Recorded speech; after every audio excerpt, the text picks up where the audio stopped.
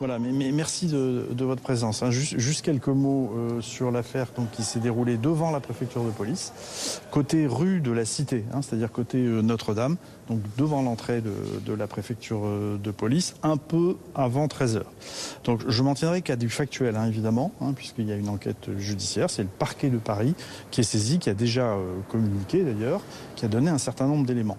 Donc ce que je peux vous dire, moi, en tant que patron de la préfecture de police, donc patron des effectifs concernés.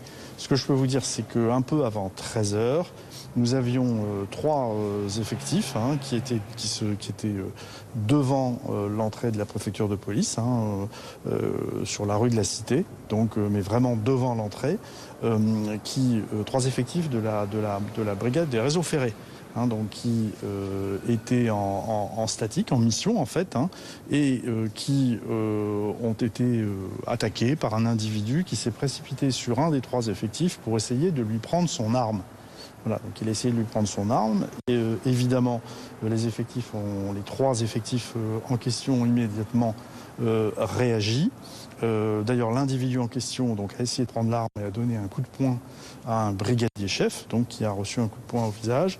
Et puis, donc l'individu a été immédiatement interpellé, à la fois par les des effectifs qui ont été attaqués, et puis par des effectifs qui se trouvaient en sécurisation de la préfecture de police devant l'entrée. Hein. Vous imaginez bien que le bâtiment de la préfecture de police est bien gardé, et donc d'autres effectifs de police sont intervenus, et à 5 ou 6 personnes, ils ont interpellé cet individu, l'ont conduit au sol, puis l'ont maîtrisé et l'ont conduit dans un fourgon de police jusqu'à ce qu'il soit conduit devant un OPJ, hein, comme le veut la procédure.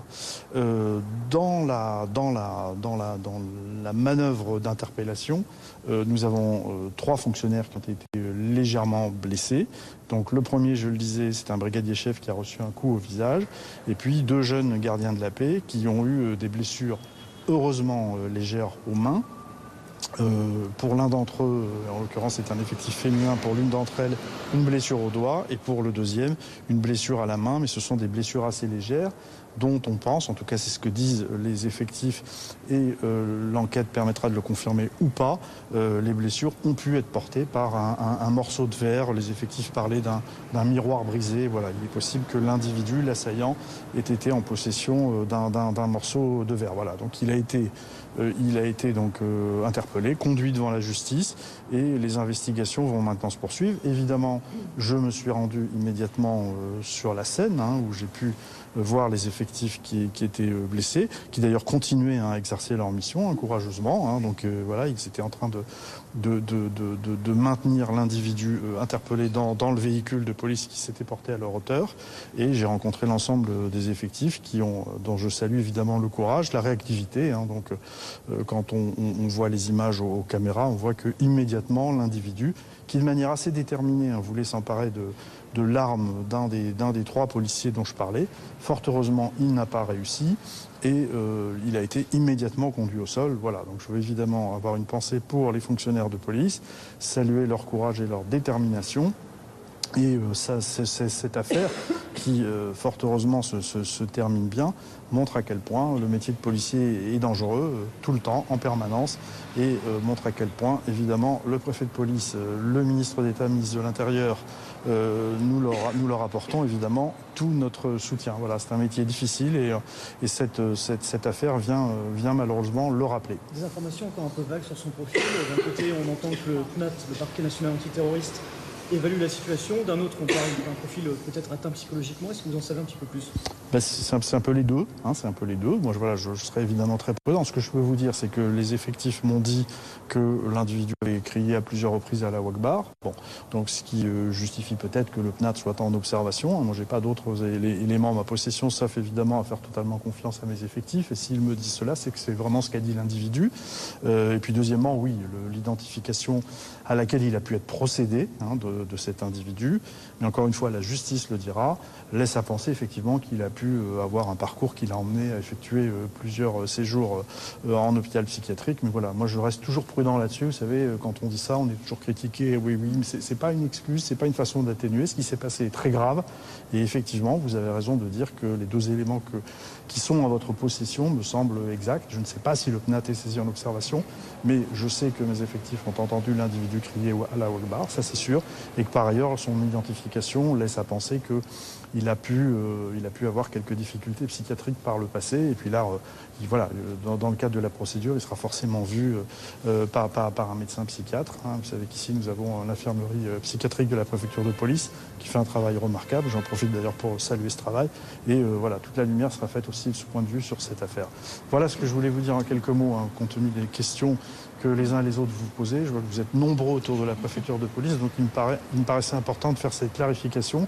Mais encore une fois, la vraie clarification, j'insiste, c'est la justice qui la fera dans le cadre de l'enquête. Sur la protection de vos agents aussi, quelle réponse leur apporter? Est-ce que avec des événements de ce genre, ça peut mener à une réflexion tout autre pour les armes qu'ils ont ou pour se défendre? Non, ça fait longtemps, vous savez, malheureusement, ça fait longtemps que nous savons que les policiers d'ailleurs, et les gendarmes, et les policiers municipaux, et parfois même des agents de sécurité. On l'a vu avec ce qui s'est passé sur la gare d'Austerlitz avec des agents de la SUGE. Nous savons que les personnes dépositaires de l'autorité publique peuvent être des cibles de violence, parfois d'actes de terrorisme, parfois de violence. Voilà, donc nous le savons. Il y a une vigilance permanente de nos effectifs et franchement, la réactivité avec laquelle ils ont réagi sur cette action est vraiment à saluer. En tout cas, moi, je leur apporte mon soutien, je les félicite vraiment.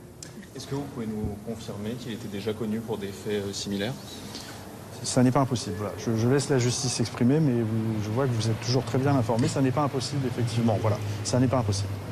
Merci. Voilà, merci beaucoup. Merci à vous.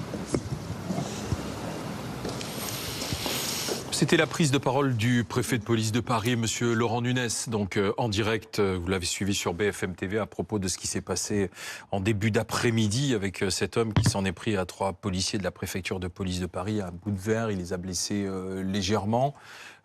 Il a crié Allahu Akbar, c'est ce que vient de nous préciser le préfet Nunez. Il était 13h30 quand cet homme a agi. Mathias Tesson, aux alentours des 13h30. Un peu avant 13h même, manifestement, effectivement, quand cet individu s'est attaqué à 3 policiers de la BRF, la brigade des réseaux ferrés, qui se trouvaient effectivement en surveillance juste à côté de la préfecture de police de Paris. Cet homme a couru vers ces 3 fonctionnaires, a tenté de subtiliser l'arme de service de l'un de ces 3 policiers.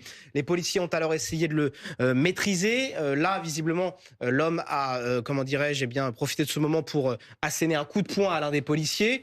Les policiers ont ensuite emmené cet homme vers le sol pour tenter de l'interpeller. À nouveau, il essaye de subtiliser l'arme de service de l'un des fonctionnaires de police. Et en fait, il aura fallu l'intervention de 3 autres policiers, cette fois-ci de la préfecture de police de Paris, effectivement, qui viennent en renfort et qui aident à l'interpellation de cet homme. Il y a eu 3 policiers blessés au total. On en avait connaissance de 2. Le préfet. Qu'est-ce qu'il avait à la main? Il avait quoi à la main? Alors, effectivement, c'est l'élément intéressant, j'allais dire, dans cette enquête. Il était porteur, effectivement, d'un morceau de miroir brisé, donc en fait du verre, et il a pu éventuellement s'en servir pour commettre ses blessures. Mais ce point n'est pas encore bien vérifié. Le préfet de police se pose la question. En tout cas, il est effectivement porteur de cette arme blanche. 3 policiers ont été blessés. L'un souffre d'une coupure à la main, ce qui pourrait accréditer l'hypothèse effectivement qu'il se soit servi de ce morceau de verre. L'autre d'une fracture à un doigt. Et un 3e policier a également été blessé, des blessures plutôt légères, fort heureusement. Cet homme a été placé en garde à vue. Il doit subir visiblement un examen psychiatrique. Selon Laurent Nunez, lors de son passage à l'acte, il a bien proféré les mots Allahu Akbar. Il pouvait exister un doute à ce sujet, selon le préfet de police, qui cite ses propres fonctionnaires. Oui. Il dit donc, s'ils me l'ont dit, je les crois. Des faits. Voilà, cet homme a bien proféré ces mots. Laurent Nunez qui a aussi insisté visiblement sur le passé psychiatrique de cet homme. Ce point doit encore être vérifié aussi. Ce sera l'un des enjeux de cette garde à vue qui se déroule en ce moment. Dans tous les cas, bonsoir Annabella, vos collègues ont été visés délibérément quand même. Une fois de plus, oui. Ce qu'on peut constater aujourd'hui, c'est qu'une fois de plus, que ce soit des policiers ou des personnes investies d'une mission de service public, on est toujours les cibles privilégiées, que ce soit de violence de la part de délinquants ou, alors l'enquête nous le dira ou pas, le confirmera ou pas, de terroristes. Mais quand on se promène avec un couteau, un morceau de verre. J'ai tellement l'habitude maintenant d'avoir ces attaques au couteau, d'un morceau de verre, et qu'on s'en prend à des policiers, on est quand même on a l'impression, dans tous les cas, dans une action délibérée. C'est même pire, parce qu'à partir du moment où vous tentez, parce que ce qui ressort de la part de mes collègues, c'est qu'ils voulaient vraiment prendre l'arme. Le but, c'était de prendre l'arme d'un policier. Il a tenté à 2 reprises de prendre l'arme d'un policier. Donc oui, se mettre à 3 pour le maîtriser, ça veut dire qu'il... Oui, ça veut dire qu'il était déterminé dans son acte de violence forte. Et qu'il voulait absolument en découdre avec les forces de l'ordre. Donc c'est inquiétant et c'est encore... voilà, déjà je veux féliciter pour ma part aussi, comme l'a fait le préfet de police, les collègues pour leur action et leur efficacité. C'est un secteur qui est ultra sécurisé. La préfecture de police, elle a une histoire aussi. On a renforcé la sécurité autour, à l'intérieur. Et on prouve aujourd'hui qu'on a su être très efficace.